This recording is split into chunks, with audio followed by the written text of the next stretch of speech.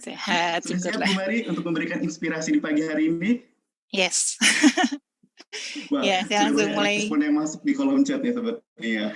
Mm-mm. Oke Bu Mari, langsung saja tanpa berlama-lama, saya kembalikan sesinya untuk Bu Mari, silahkan. Oke, thank you. Ya, selamat pagi ya teman-teman semua. Thank you nih Pak Agung udah hosting hari ini. Kita hari ini akan bahas tentang seni bertanya dalam penjualan. Ya, semoga sesi ini bermanfaat buat teman-teman ya. Nah, mungkin teman-teman pernah mendengar pepatah kuno ya, katanya time is money gitu ya. Waktu adalah uang. Tapi itu nggak sepenuhnya benar, karena walaupun kita punya segunung uang, kita tuh nggak bisa beli sejengkal waktu. Itu pepatah Chinese ya. Nah, ternyata di MDRT annual meeting tahun lalu, kita diberikan pencerahan lagi nih. Pencerahannya luar biasa. Katanya begini, di zaman now gitu ya, di zamannya serba digital ini, bukan saja waktu menjadi tidak lagi menjadi the most rare resources, bukan menjadi sesuatu yang paling langka lagi, tetapi yang paling langka adalah apa? Adalah perhatian. Setuju nggak teman-teman? Karena teknologi membawa segala sesuatu literally ke dalam tangan kita. Kita bisa belanja, kita chatting, kita bisa segala macam dari handphone kita saja. Ya, penemuan luar biasa ya, yang paling hebat di abad ini. Nah, susah banget kayaknya kita kalau ngelepasin handphone tuh 3-5 menit tuh rasanya susah banget. Pasti tergoda ya untuk melihat lagi, ngeliat lagi. Jadi saya mau ucapkan terima kasih untuk teman-teman semua yang sudah hadir di ruangan ini untuk mendengarkan sharing saya. Semoga kita berbagi bisa bermanfaat.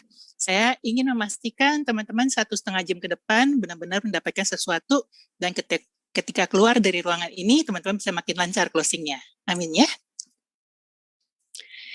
Oke, thank you juga Prudential, satu kehormatan besar buat saya untuk boleh sharing, berbagi panggung sama teman-teman leader dan speaker yang luar biasa ya.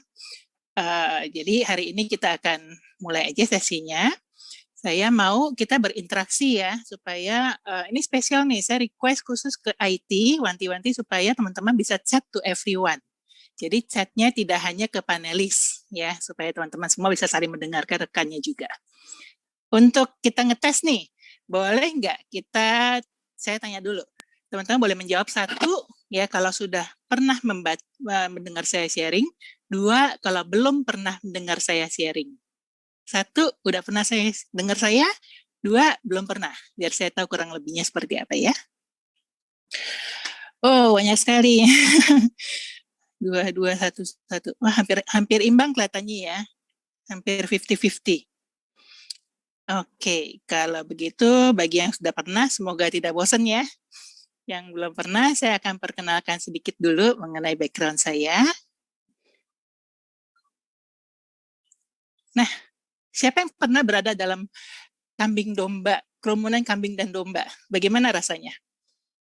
Pasti berisik ya, karena semua kambing dan domba itu selalu kalau ngomong berbarengan gitu ya, bebek semua. Nah, saya pernah baca di buku ya, dulu waktu zaman-zaman saya masih awal ya. Thank you teman-teman supportnya ya, luar biasa. Ya, katanya gini, agen biasa itu bicara dalam 1 menit 10 kalimat. Teman-teman boleh ya, coba ukur-ukur kalau lagi iseng. Kalau agen yang luar biasa, itu bicaranya 3 kalimat saja. Ya, tapi ada yang lebih hebat lagi. Setelah saya kena MDRT, ternyata penasehat profesional hanya melempar 1 pertanyaan. Dan sisanya 30-40 menit ke depan, nasabah yang bicara. Enak ya jadi agen? Nggak usah banyak ngomong, dengar aja. Nah, ini adalah kunci pertama ya, sebelum kita lebih jauh. Bicara itu harus bergantian ya. Sayang tadi kambing dombanya nggak bisa diajarin ya untuk bicara bergantian. Terutama zaman sekarang kita dengan WA, dengan chatting ya, usahakan untuk selalu menahan diri. Kalau ketika kita melihat lawan bicara kita lagi typing gitu ya, is typing. Usahakan supaya tidak kita tergoda untuk ngomong. Ya, kita ingin mendengarkan dulu apa isi kepala dia, ya, supaya kita baru memberikan tanggapan yang sesuai. Kadang-kadang kalau kita baca WA kita ya lucu loh. Kita tutup WA-nya sebelah yang dia saja dan sebelah kita aja. Itu nyambung ceritanya. Tapi begitu kita buka, langsung berantakan ceritanya. Karena nggak sabaran. Belum selesai ngomong, dari sautin yang lain lagi. Belum selesai ngomong, sautin yang lain lagi. Ya. Nah, ini saya 18 tahun, sejak 2003 ya. Kalau ibaratnya manusia itu saya baru punya SIM, ya. Ternyata dari kecil sampai besar ya, nggak cuman kantong yang tebal ya, ternyata ada hal-hal lain juga menebal juga. Oke, sangat bersyukur 18 tahun di sini dan masih akan menjalani bertahun-tahun, puluhan tahun ke depan. Thank you teman-teman. Nah ini background saya kuliahnya dulu S1-nya akuntansi, kemudian saya ambil information system ya, jadi itu komputer sebenarnya. Nah, basically saya sebenarnya nggak senang ketemu orang gitu ya. Jadi profesi saya sebelum di Prudential pun akuntan, konsultan IT, saya guru musik, dan saya tutor Inggris ya untuk dewasa ya. Nah, itu orangnya pendiam, pemalu, introvert, dan kuper ya. Bahkan sekarang pun kalau teman-teman ketemu saya misalnya di acara gitu misalnya, cari aja pojokan-pojokan, biasanya saya ngumpet di situ ya. Nah, 18 tahun saya di Prudential, 8 tahun pertama saya itu saya nggak kenal dengan yang namanya MDRT ya. Dan selama 8 tahun pertama saya 2 kali Star Club-nya. Ya, jadi ada Star Club, ada Star Club, ada enggak, banyak kan enggaknya. Lalu tahun 2011 beruntung sekali saya dipertemukan dengan mentor saya Ibu Janet Ma ya, dan sejak itu saya menjadi MDRT pertama tahun 2012 dan sampai dengan hari ini saya sudah 9 kali MDRT. Ya, 1 tahun lagi menuju life member. Dan kemudian saya juga sudah 8 kali Star Club dan 1 kali double Star Club. Sebenarnya kalau prestasi saya dibandingkan dengan mungkin speaker-speaker di ruangan lain, saya nggak ada apa-apanya teman-teman ya. Tetapi saya bersyukur banget bahwa ternyata yang dari sebelumnya tidak konsisten, setelah kena MDRT saya jauh lebih konsisten ya. Nah, sebagai seorang yang pemalu, dulu saya kalau untuk ngomong di depan umum tuh rasanya pegang mic aja gemeteran loh. Tetapi hari ini dengan grooming dari Prudential dan MDRT, saya bisa melakukan speech ya, public speaking ke 4.000 audiens sekalipun dan tidak merasa grogi ya. Jadi di sini lebih terlatih ya. Kemudian juga saya banyak diundang untuk speaker nasional maupun internasional ya, seperti di MDRT Sydney tahun lalu, 2 tahun lalu ya. Kemudian juga ke Prudential Filipina ya, ke beberapa acara internasional. Bersyukur sekali. Kenapa? Karena dulu saya dibantu ya dengan adanya MDRT, saya dibantu oleh banyak orang, oleh mentor saya, oleh senior-senior lain di MDRT. Nah, ternyata di sini pun saya bisa membantu orang lain. Jadi once I grow because someone help me gitu ya, now I help others to grow. We pay it forward ya. Itu salah satu motto dalam MDRT bahwa the more you give, the more you get. 18 tahunnya, 8 tahun pertama saya tersendat-sendat seperti ibaratnya orang gede naik sepeda anak kecil. Tapi setelah kena MDRT, saya seperti naik sepeda balap. Ya.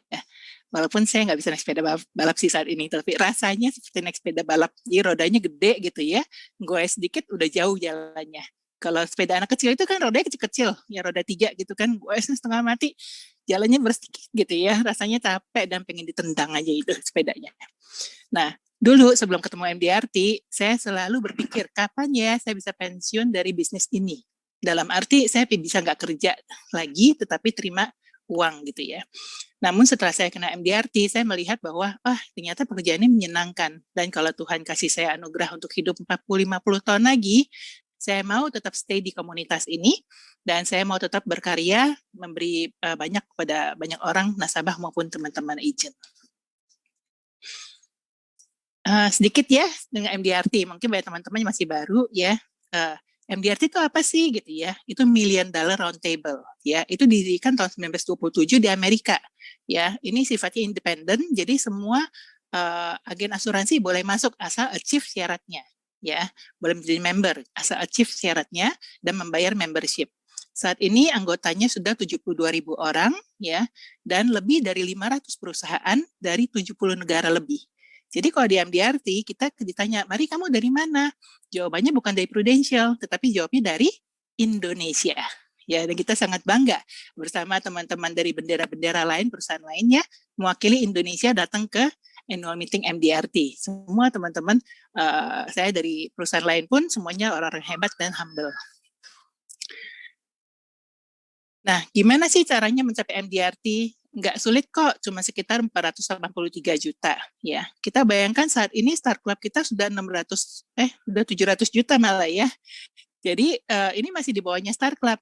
Tetapi bedanya kalau Star Club itu kita dihitung API. Jadi bayar 1 kali, dihitung 12 kali. Di FUR habis nih, baru sekali Prudential udah menghitung langsung 12 gitu, kali 12. Tapi kalau MDRT itu uangnya masuk dulu baru dihitung. Ya, jadi kita 483 juta ini adalah murni duit, nggak campur daun ya, nggak campur bonanza juga ya. Lalu ada COT itu 3 kalinya MDRT, jadi Januari sampai Desember itu kita kira-kira 1,45 M. Lalu TOT, top of the table, Januari sampai Desember itu 2,9 M. Ya, bagi teman-teman yang sudah sering datang atau mendengar MDRT speaker bicara, mereka itu ya kalau bicara TOT, bicaranya nggak gini, kamu udah TOT belum? Nggak seperti itu. Tapi dia nanya gini, kamu tahun ini udah berapa putaran TOT? Gubrak gak gitu ya, berapa putaran TOT gitu ya, seperti Sanjay Tolani itu 100 MDRT setahun ya, Solomon Hicks dalam 6 hari dia udah TOT. Itu orang-orang luar biasa tetapi tetap humble dan mau sharing, ya itulah MDRT. Dan MDRT yang perkenalkan saya kepada yang namanya whole person concept, bahwa hidup ini nggak melulu cuman uang dan karir, tapi ada hubungan dengan orang lain, relationship, kesehatan, education, ya tentu career, service atau pelayanan pada orang lain, financial, uang juga harus bagus ya, dan spiritual, hubungan dengan Yang Maha Kuasa. Ketika kita mampu membalancing, ya, bukan balancing yang spuring ya, balancing 7 aspek kehidupan ini, maka kehidupan kita akan terasa lebih menyenangkan, ya. Dan itulah yang terjadi pada saya ketika saya mengenal MDRT, dari yang tadinya naik sepeda roda 3 kecil menjadi sepeda balap karena adanya whole person concept ini. Akhir kata, Confucius pernah mengatakan, choose a job you love and you will never work a day in your life. Ketika kita menyenangi pekerjaan kita, maka sebenarnya kita udah nggak kerja lagi. Karena antara kerja dan main itu beda-beda tipis aja. Ya, itu sedikit mengenai background saya. Kita masuk ke topik utama ya. Sudah siap teman-teman? Kalau sudah siap boleh ketik S dong. Biar saya tahu masih hadir nih. Iya, semua ya. Thank you. Ya, luar biasa. Nah, ini adalah kata-kata dari salah satu past presiden di MDRT ya. Namanya Scott Brennan. Beliau mengatakan gini, the best salespeople don't always make the best presentation, but they always ask the best questions. Ya, salespeople yang terbaik itu bukan mereka yang bisa presentasi terbaik, bisa menjelaskan terbaik, tetapi adalah orang yang bisa memberikan pertanyaan yang baik. Ya, waktu itu di salah satu sesinya beliau sharing nih, dia itu kalau di Amerika kan mungkin mereka untuk traveling bisa pakai jauh-jauh pakai mobil gitu ya. Nah terus dia cerita, saya tuh dapat referensi untuk pergi ke luar kota, dan saya diminta untuk menjelaskan dan akhirnya oke nih orangnya udah setuju. Tetapi ketika dia minta sign di SPAJ-nya, si orang ini tiba-tiba ngomong gini. Ini big case tentunya ya, orang yang sangat kaya gitu ya. Terus dia bilang gini, Mr. Brennan, bisa nggak kamu jelasin lagi kenapa saya harus ambil uang pertanggungan sebesar ini? Kita kalau sebagai agent ditanya seperti itu di last minute sebelum sign, gimana rasanya? Waduh, nggak tahu nih gitu ya, udah langsung deg-degan ya. Mungkin kita akan mengulang semua penjelasan kita ya. Tetapi Scott tenang aja. Dia cuma balik tanya. Dia bilang gini, Mr. Prospect, kalau saya melihat istrimu yang cantik, anak-anakmu yang manis, saya rasa mungkin saya yang sebaiknya bertanya, mengapa Mr. Prospect harus punya uang pertanggungan sebesar ini? Dan kemudian dia tanda tangan. Sesederhana itu. Ya. Jadi, teman-teman, kuncinya kita dalam berpresentasi itu bukan menjelaskan, tetapi bertanya, mengajukan pertanyaan yang tepat. Ya, tanyanya tentang apa? Tanyalah tentang materi atau topik yang paling setiap orang sukai, yaitu apa? Dirinya sendiri. Setuju ya? Misalnya nih, saya cerita, saya ada psikologi tes nih gitu ya, dia bisa tes tipe-tipe orang. Saya ternyata dapetnya tipe A loh gitu ya. Mungkin teman-teman akan bilang, gimana tuh cara tesnya? Kalau saya dapatnya apa? Benar nggak? Teman-teman tidak tertarik bahwa Mari dapat tipe A, tapi teman-teman akan sangat tertarik untuk mengetahui apa tipe teman-teman sendiri, ya, karena topik setiap orang adalah dirinya sendiri. Kita ikutin aja, karena dia suka ngomong dirinya, kita ajak dia ngobrol tentang dirinya. Nah, sebelum lebih lanjut, saya pengen tanya nih, apa bedanya pernyataan sama pertanyaan? Selain hurufnya terbalik ya, satu T-nya depan, satu T-nya belakang. Apa beda pernyataan sama pertanyaan? Ya, kalau gampangnya gini deh, pernyataan diakhiri dengan titik ya. Pertanyaan diakhiri dengan tanda tanya. Ya. Kalau misalnya saya tanya nih sama Pak Agung ya. Pak Agung, menurut Pak Agung restoran Jepang yang paling enak apa Pak? Restoran paling Jepang paling enak kali ya. Yuraku kali ya. Yuraku Jepang bukan ya? Yuraku ya. Oke. Nah teman-teman audiens, ketika Pak Agung mengatakan Yuraku, apa yang ada dalam benak teman-teman? Restoran Jepang yang paling enak apa? Pak Agung bilang Yuraku. Teman-teman bilang yang terlintas dalam benak teman-teman apa? Sushi teh, Genki sushi, fried bag. Sushi ya, banyak pilihnya, oke. Begitu banyak jawabannya berbeda ya. Dan semuanya senang kalau berbeda sama jawabannya Pak Agung, betul nggak?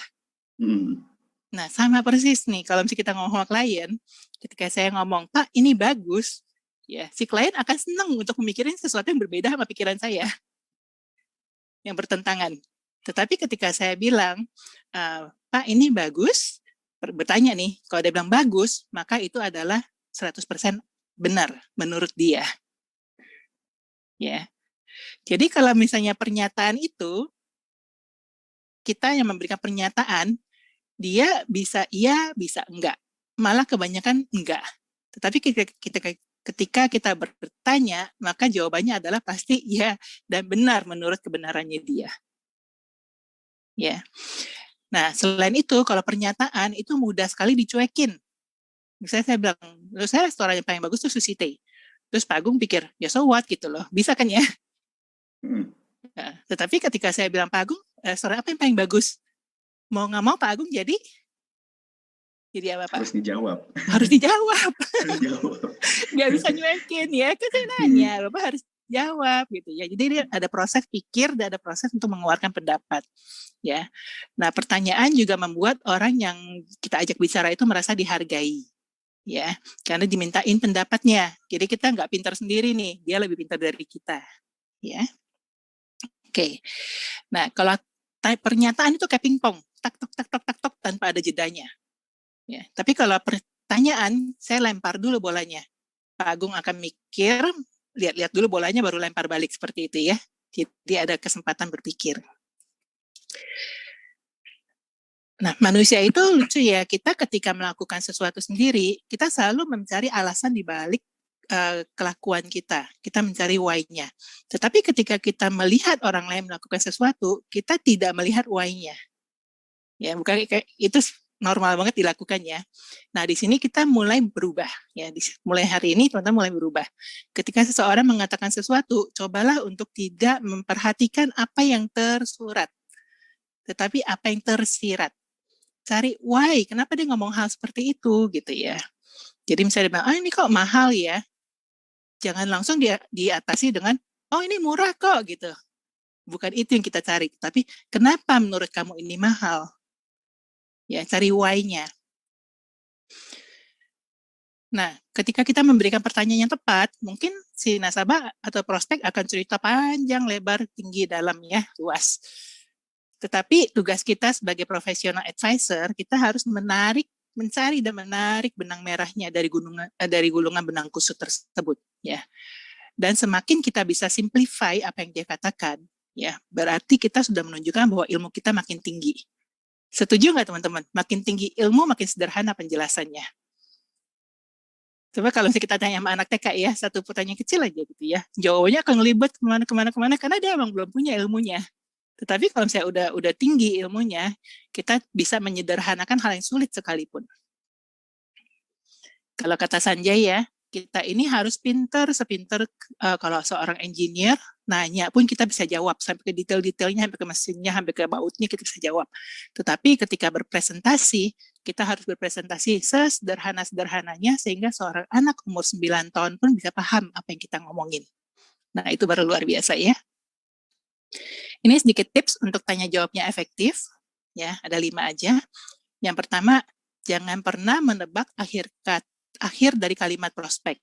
Ya, kalau misalnya kita tebaknya benar, kita nggak dapat kredit. Tapi kalau kita tebaknya salah, kita dianggap bodoh. Ya, it's better to keep your mouth closed and let people think you are a fool. Then, to open it and remove all doubts. Ini leluconnya dari Mark Twain ya. Jadi kalau kita diam itu, orang nggak tahu kita pintar apa bodoh. Ya, mendingan gitu aja, biarin aja orang nebak-nebak kita pintar atau bodoh. Maka mereka pikir kita bodoh pun nggak apa-apa. Tetapi ketika kita ngomong, jangan sampai mereka jadi melihat, oh ya beneran dia bodoh gitu ya. Dan remove all doubts gitu ya. Well, supposed to be a joke ya, semoga teman-teman dapat ya. Waktu saya baca ini saya ketawa banget gitu ya. Nah, terus yang kedua, menggunakan bahasa prospek, bukan istilah kita sendiri ya. Bahasa Indonesia please, bukan bahasa prudential.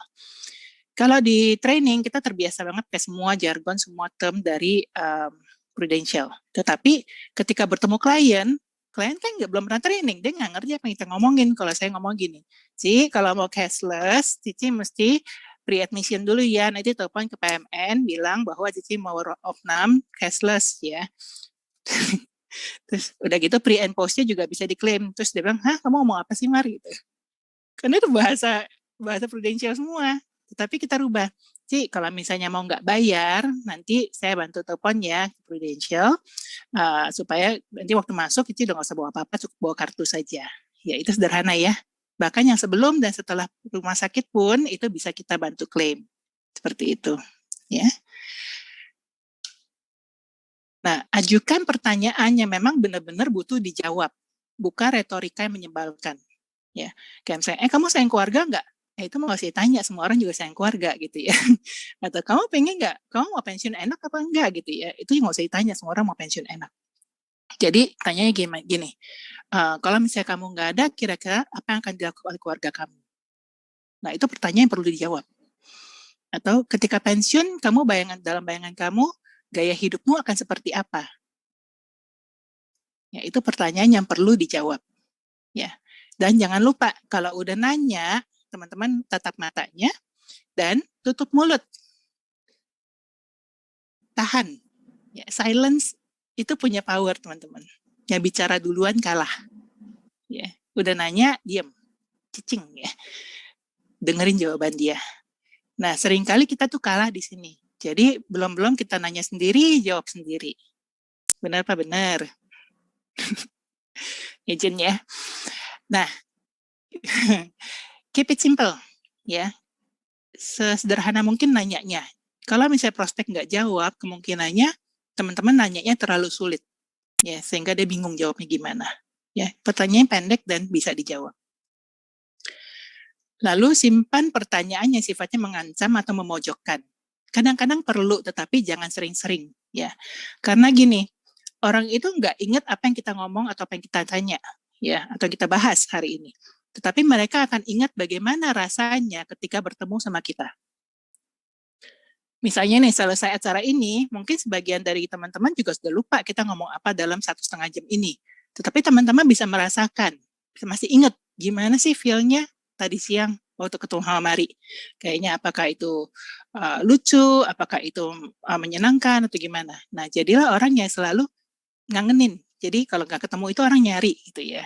Tapi kalau kita selalu memberikan pertanyaan yang sifatnya mengancam atau memojokkan, yang dia ingat cuma kalau ketemu Mari itu nggak enak, karena saya kayak merasa terpojokkan terus. Ya. Oke, itu ya 5 tips untuk mengawali. Dan ini contoh pertanyaannya. You ask the wrong question, you get the wrong answer. Pak, mau setor preminya berapa tahun? Jawabannya apa?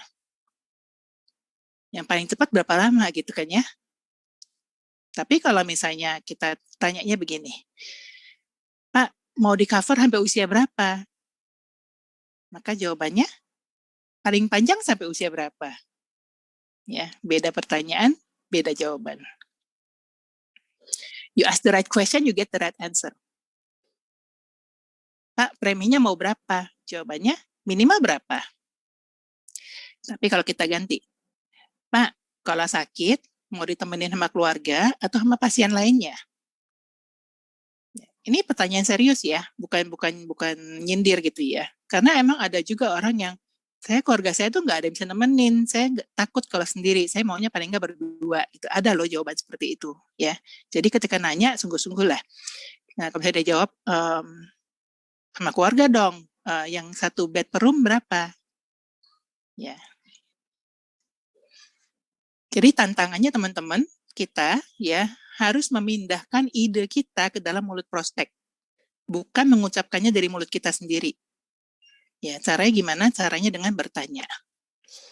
Nah, supaya lebih mudah, kita akan coba tes ya dengan kuis kecil. Jawaban apa nih yang ingin didengar? Ya, kita main game. Gamenya namanya bertanya jitu. Teman-teman boleh ketik ya. Saya berikan jawabannya. Teman-teman boleh ketik di chatbot pertanyaannya apa sehingga mendapatkan jawaban tersebut.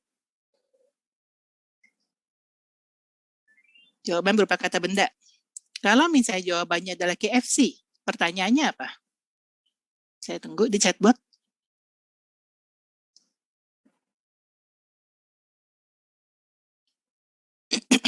Pak Agung mau nyoba mungkin?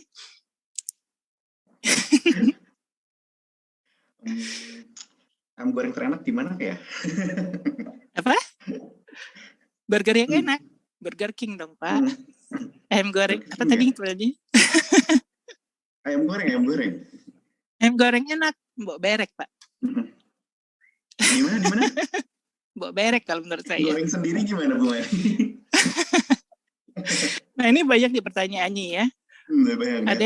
Ada juga ini jawaban teman-teman nih banyak kan bukan pertanyaan loh. Jadi mau makan siang katanya. Ayam goreng khas paling gimana gitu ya, makan siang apa gitu ya. Itu semua pertanyaannya nggak gitu. Fast food terenak di mana? Nah, tahu jagonya ayam? Nah, itu jawabannya macam-macam. Iya, bisa KFC, bisa juga yang lain gitu kan ya. Jadi nggak gitu. Nggak langsung peng gitu. Saya ibarat kalau kita membidik tuh nggak langsung mati gitu loh. Beruannya gitu ya. Nggak langsung kena. Menu favorit itu bukan pertanyaannya. Nah, kalau pertanyaan itu diakhiri dengan tanda tanya. Nah, ini tapi saya lihat tadi ada yang jawab nih, ya. Jawabnya gini, Kolonel Sanders, tapi titik, itu bukan pertanyaan. Jadi, harusnya nanyanya apa? Harusnya nanyanya, ada nggak yang benar ya? Nah, Kolonel Sanders bikin ayam merek apa? Jawabannya KFC. Jadi satu pertanyaan, jawabannya udah pasti itu. Ya. Saya gini, kalau jawabannya ini apa pertanyaannya?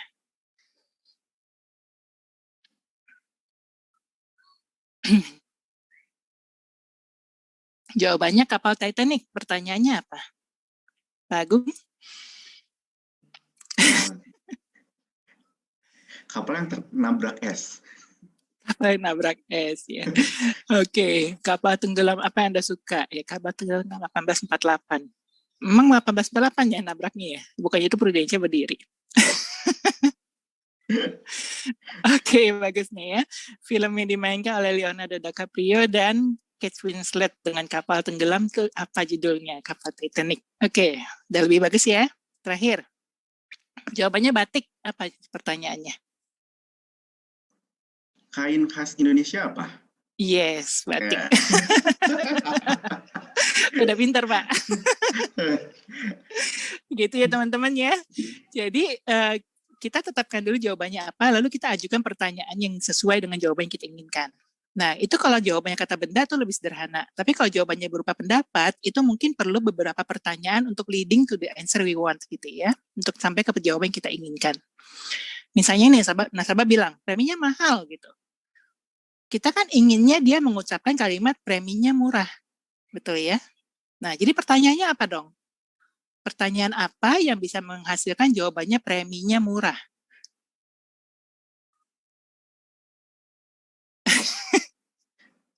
Saya buka Pak Agung mikir. Langsung berpikir nih Bu Mari. Oke. Menurut Anda berapa premi yang murah? Ada yang nanya tuh. Nah, proteksi tinggi untuk semua orang apa gitu ya? Premi murah menurut Ibu berapa gitu ya? Nah, oke, saya berikan jawabannya ya. Ini bisa banyak jawaban, tapi ini beberapa contoh yang biasa saya pakai. Ya, saya akan bertanya, kan dia bilang preminya mahal. Saya tanya mahalnya dibandingkan apa? Nah, ada yang bagus tuh jawabannya ya. Mahalan mana gitu ya. Kayaknya udah lumayan pintar nih teman-teman nih. Berapa biaya rumah sakit kalau kena demam berdarah, Pak Agung? Demam berdarah 6-8 jutaan ya kayaknya. 8 juta ya. Lumayan nggak sih Pak untuk ngumpulin 8 juta di tabungan? Perlu waktu berapa Lumayan tahun sih. tuh Pak? Berapa bulan? Lumayan ya. Nah, lumayan pokoknya. mahalan mana Pak? Premi atau biaya rumah sakit tadi? Lebih mahal biaya rumah sakit pastinya. Iya, betul. Murah kan ya premi ya Pak ya? Murah. Pak. Murah.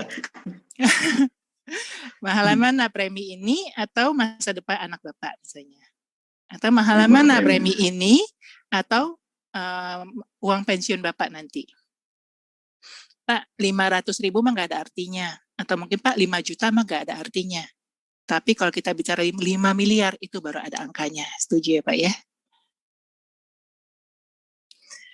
Nah, contoh lain nih. Masih banyak cicilan gitu ya. Nah, kita pinginnya dia menjawabnya gini, saya tetap mau ambil nih Bu, meskipun masih ada cicilannya. Tapi cara nanyanya gimana ya supaya jawabannya seperti itu? Ya, jadi biasanya saya akan bertanya seperti ini. Pak, mana yang lebih butuh asuransi? Orang yang cicilannya banyak atau orang yang nggak punya cicilan? Pak Agung. Orang yang cicilannya banyak. Kenapa Pak? Karena kalau misalnya jadi resiko, nggak tahu nih nanti cicilannya bisa kebayar atau enggak. Yes, thank you. Itu jawaban yang saya inginkan. Tapi nggak boleh saya ngucapin ya. Itu jawaban yang saya inginkan, tapi saya nggak boleh ngucapin sendiri. Jadi saya harus memancing dengan pertanyaan. Ya, kalau misalnya ada resiko, Pak, kira-kira cicilannya otomatis lunas atau otomatis Pak? Bisa lunas ya. Karena kan ada juga tuh beberapa ya.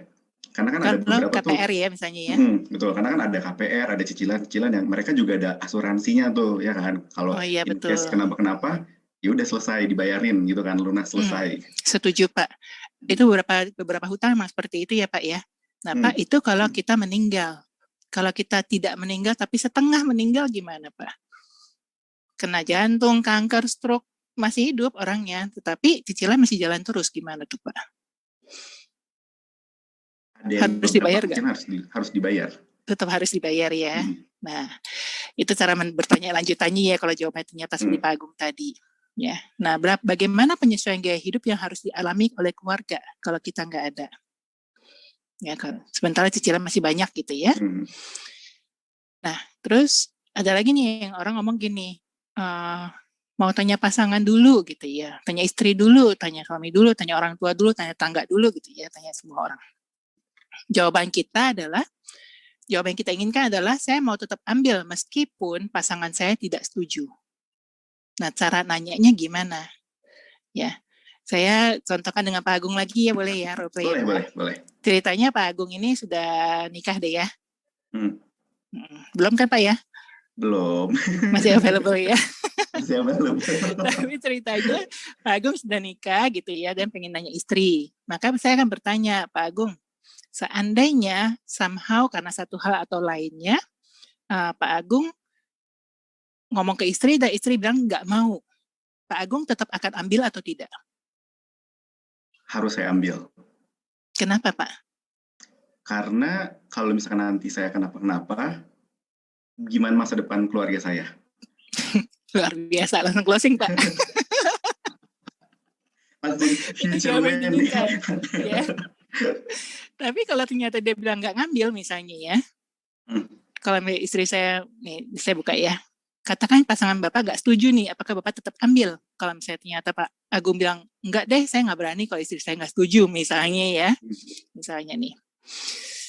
Kalau misalnya Bapak memutuskan untuk tidak mengambil, kira-kira siapa Pak yang dirugikan? Sorry Bu Mary, kurang kedengeran. Yang terakhir ya. Kalau seandainya Bapak karena istri tidak setuju dan Pak Agung memutuskan untuk tidak mengambil program ini, kira-kira siapa yang dirugikan? Saya dan keluarga saya. Betul ya Pak ya? Ya. Seberapa jauh istri mampu menanggung beban keluarga? Istri kerja Pak? Kebetulan tidak. Kebetulan tidak ya? Fokus mengurus anak, ceritanya udah punya anak nih ya. Ceritanya ya, wow. 2 langkah lebih maju. Biarkan istrinya untuk stay ya. Iya. Kalau misalnya ternyata yang ngomong gak setuju itu bukan istri tapi orang lain gitu ya, maka saya akan bertanya, Pak Agung, ketika terjadi resiko nih, kira-kira orang yang tadi suruh Bapak jangan ngambil, bisa nyumbang berapa duit, Pak? Nyumbang doa mungkin ya. Bukan doa, cepat sembuh ya, semoga cepat sembuh ya, gitu ya. Ya itulah Pak. Jadi mungkin tetap ada materi tapi nggak akan cover semuanya sih.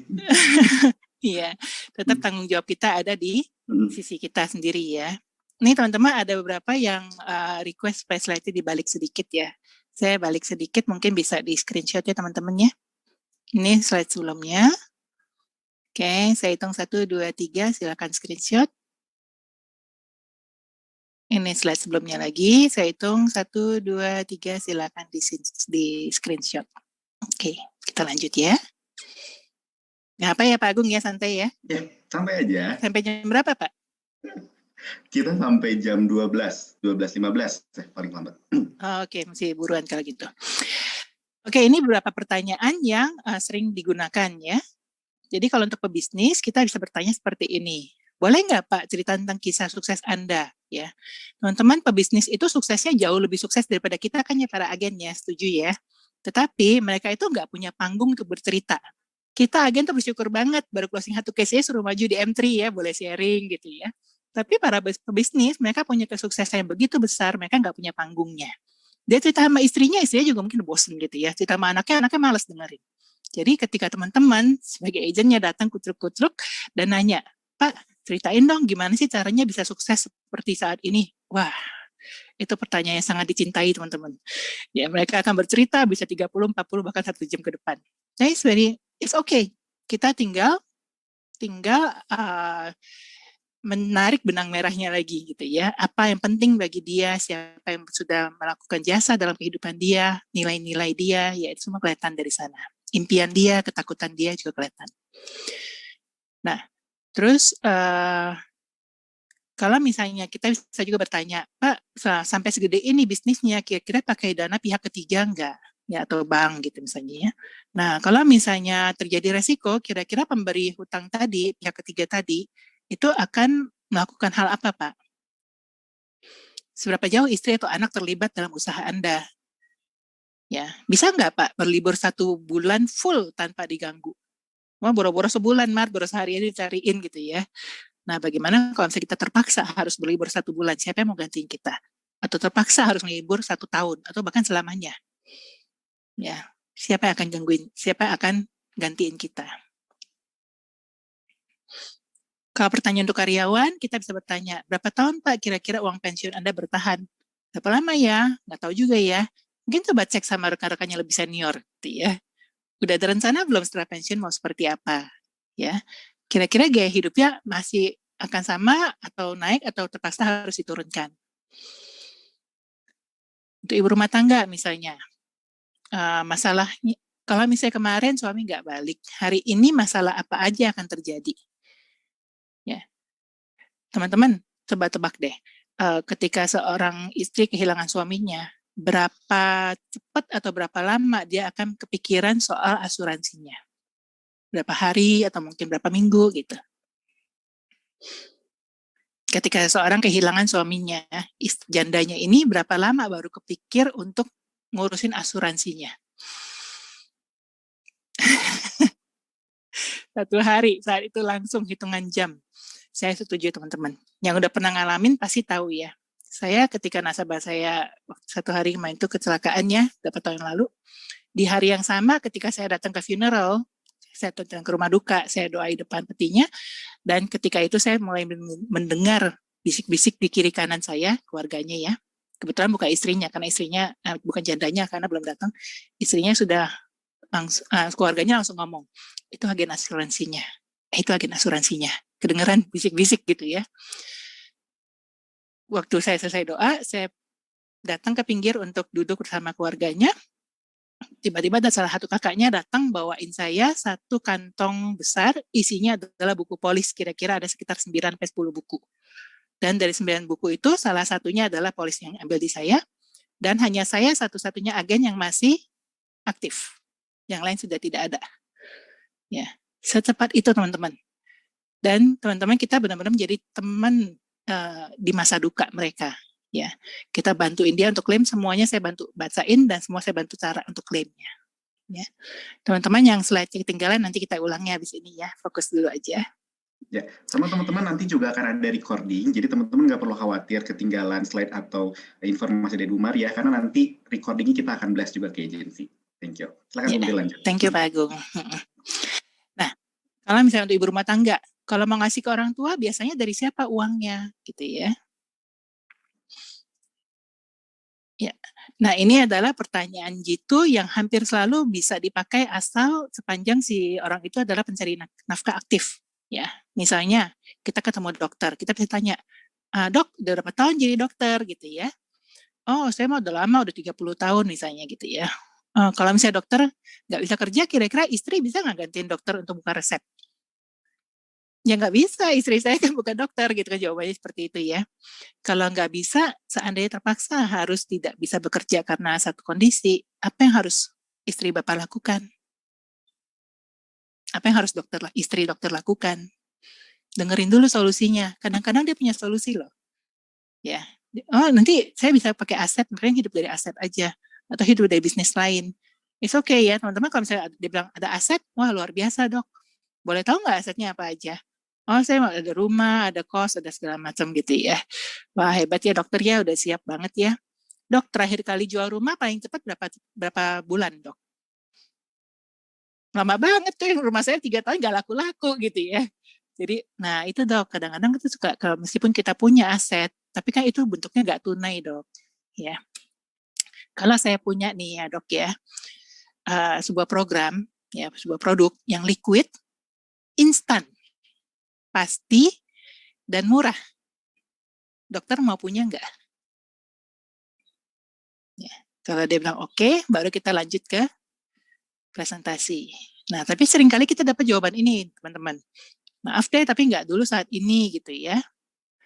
Nah, kita kasih tahu, dok, atau siapapun Pak, gak usah minta maaf sama saya gitu ya, karena nama saya itu tidak tercantum. Saya kan bingung, maksud kamu gimana gitu ya. Benar dok, nama saya sebagai agen itu nggak ada dalam buku polis. Dokter tahu nggak siapa nama yang akan tercantum di buku tersebut? Pak Agung, tahu nggak siapa yang akan tercantum namanya di buku polis Pak Agung? Nama saya. Ya, selain nama Bapak, nama siapa lagi? Beneficiary. Yang akan menerima manfaat. Anak dan istri. Betul. Ya. Sorry ya, penampakan sedikit. Work from home. Penerima manfaat, betul banget. Ya, jadi minta maaflah pada penerima manfaat Bapak. Karena mereka akan rugi nantinya. Oke, materinya sekian aja. Kita boleh tanya jawab ya? Boleh. Bu Mari, ini kayaknya udah ada yang masuk juga pertanyaan ya. Kalau tadi kan kita udah banyak bicara, ini kan saya juga merangkum nih banyak gimana caranya melatih gitu-gitu kan. Tadi kan kita udah tahu nih tips-tips atau trik untuk nanya. Nah, gimana sih cara melatih yang mungkin awalnya pendiam atau mungkin nggak biasa nanya untuk bisa jadi terlatih untuk bisa nanya seperti Bu Mari tadi. Mungkin Bu Mari boleh jelasin tipsnya kayak saya juga belajar sih Pak. Jadi sebenarnya 80% ilmu saya itu semua dari MDRT ya. Teman-teman bisa ikut mentoring banyak ya, yang ada Bu Janet, ada banyak beberapa mentoring swasta bisa ikut, dan juga materi-materi MDRT itu sebenarnya banyak di blog ya, di websitenya. Dan Sanjay Tolani juga ada jual buku. Saya rasanya banyak banget belajar hand in objection dari beliau sih. Selalu bertanya. Berarti harus sering dilatih ya. Dilatih dan pastinya harus banyak list prospeknya ya nggak sih Bu Mary? Karena kalau kita nggak banyak list prospeknya, kita nggak bingung latihnya ke siapa gitu ya. Iya, itu basicnya lah Pak. Kalau itu kan nafasi kita, kalau nggak ada list prospek ya nggak bisa ini. Ya, nah berarti kuncinya teman-teman ya harus tahu dulu atau list dulu list prospeknya teman-teman, baru teman-teman bisa gali dan latih dari situ. Oke, pertanyaan kedua. Ini kan mungkin banyak juga pertanyaan-pertanyaan yang masuk ya, kayak banyak orang yang ingin membandingkan dulu mungkin ya, entah itu mungkin membandingkan persistensinya agen yang ini dengan yang agen yang ini, atau agen referral, atau mungkin membandingkan produk ya membandingkan produk yang ada di Prudential atau mungkin di kompetitor. Nah biasanya Bu Mari gimana sih cara menangani nasabah-nasabah yang kayaknya ntar deh saya mau banding-banding dulu. Nah itu kayak gimana Bu Mari? Biasanya sih kalau mau banding-banding saya kasih aja. Jadi misalnya bisa bandingin sama produk lain misalnya ya. Ini nih ada nih nawarin dari perusahaan A atau perusahaan B gitu ya. Produknya serupa, harga lebih murah misalnya. Ya, maka saya biasa akan bilang gini, silakan aja banding-banding ya. Tetapi ingat, kita itu nggak selamanya sehat ya. Jangan kelamaan bandingnya. Ya.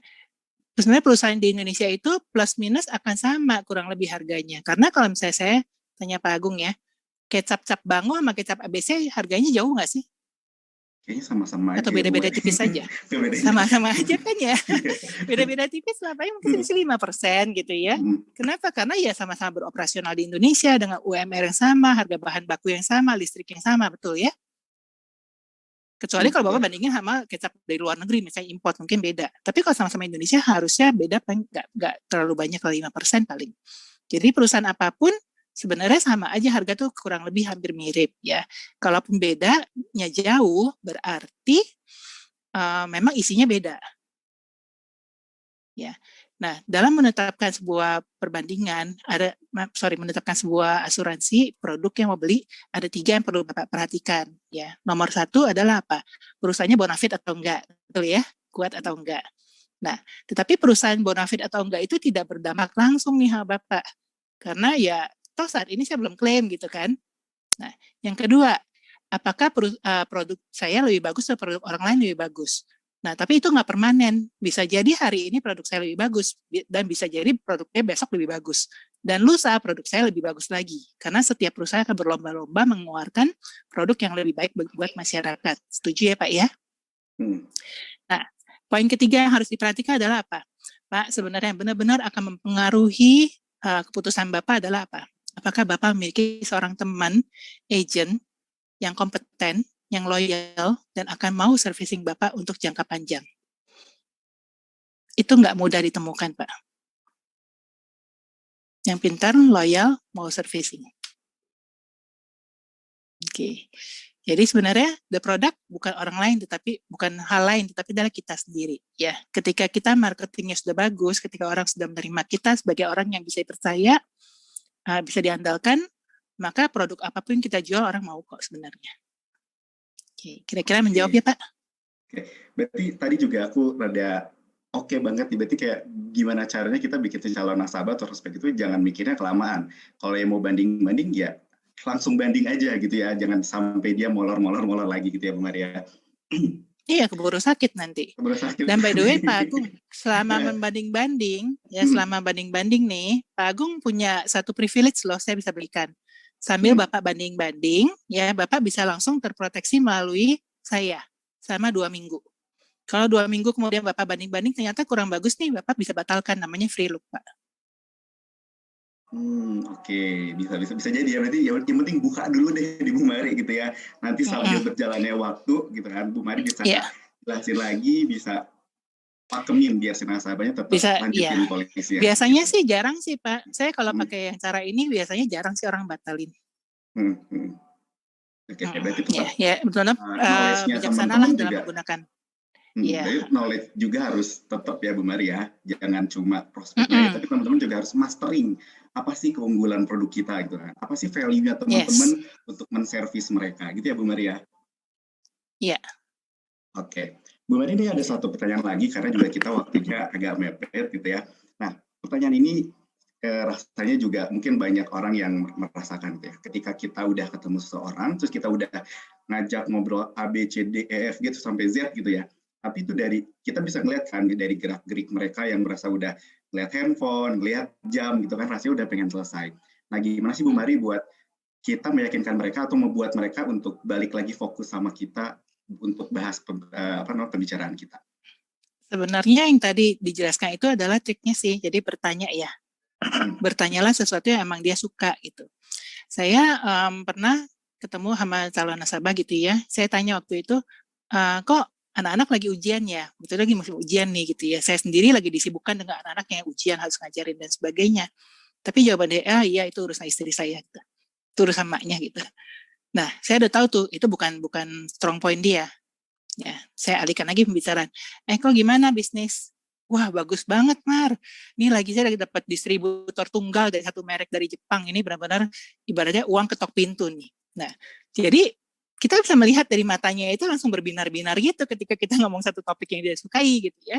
Ya sudah, lupakan pendidikan, asuransi pendidikan gitu. Kita bicaranya bisa ke business insurance, kita bisa bicara ke key person insurance, kita bisa bicara ke personal loan guarantee dan sebagainya gitu. Jadi disesuaikan dengan topik yang dia inginkan.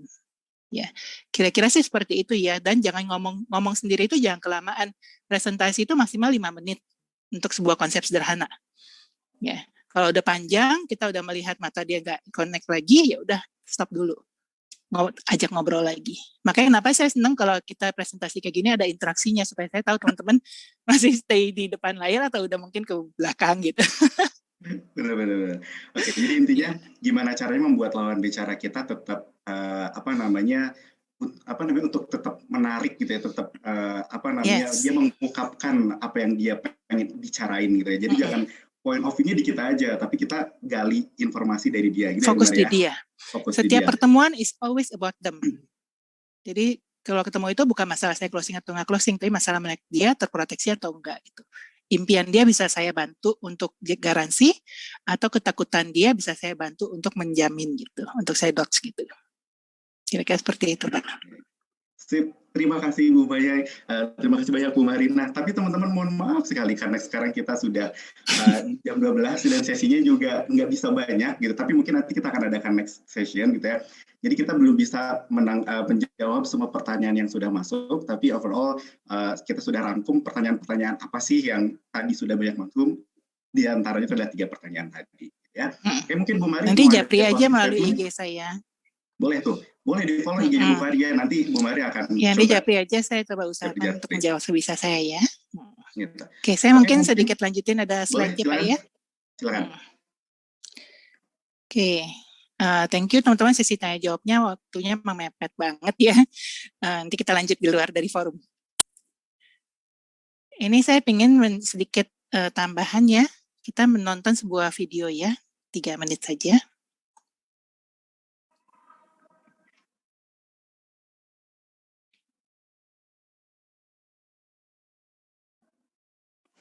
Okay.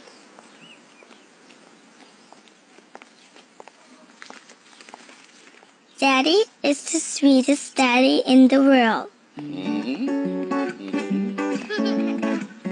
Daddy is the most handsome, the smartest,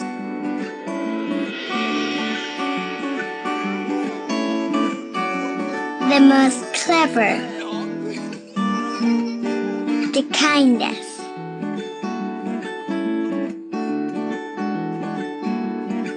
He is my Superman.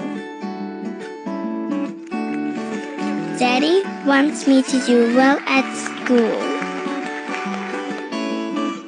Daddy is just great, but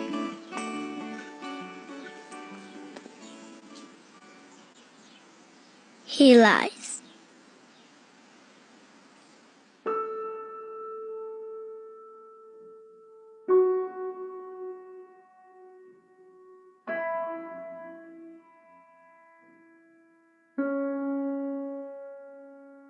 He lies about having a job.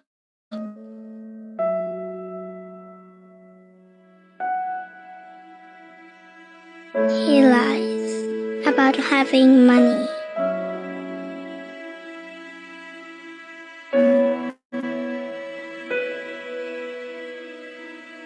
He lies that he is not tired.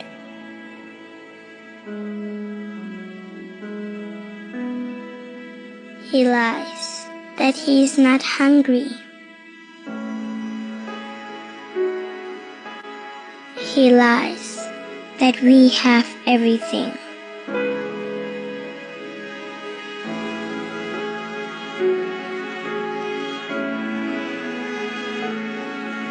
He lies about his happiness.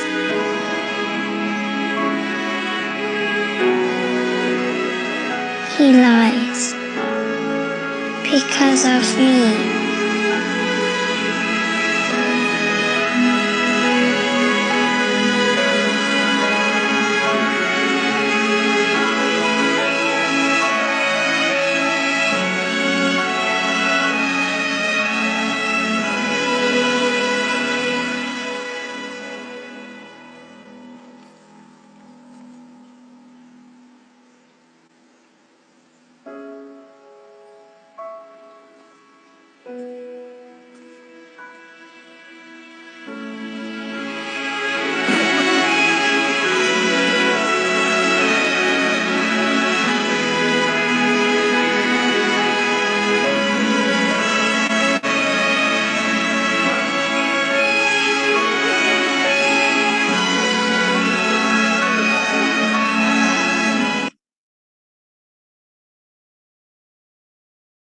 Iya, kenapa saya puterin film ini? Mungkin banyak juga yang sudah pernah nonton sebelumnya ya. Tapi saya nonton berkali-kali tetap aja masih berkaca-kaca ya.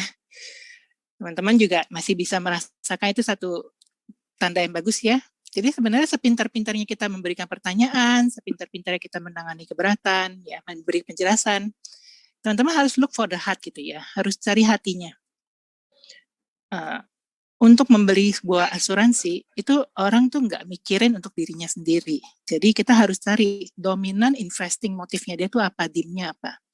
Jadi ketika dapat keberatan, dapat pernyataan atau sanggahan, kita bisa selalu balikin lagi ke sini, Ya, misalnya saya kayak tunda dulu deh untuk program ini, gitu ya. Kita bisa tanya, maksud Bapak, apakah Bapak ingin menunda program perencanaan keluarga untuk si Kesia misalnya, nama anaknya. Ya, balikin lagi ke dominan motifnya, ya. So, don't sell the solution, but sell the problem. Ya, kalau teman-teman pernah punya keluarga atau orang yang disayangi di rumah sakit, teman-teman pasti mengerti. Ketika diminta uang, ini kurang nih depositnya, nambah lagi 10 juta, nambah lagi 20 juta. Teman-teman nggak akan mikir. Gesek aja tuh kartu kredit kalau bisa gitu ya. Kita nggak akan mikir itu berapa mahalnya, bagaimana cara bayarnya. Kenapa? Karena problemnya begitu besar, nyawa jadi taruhan.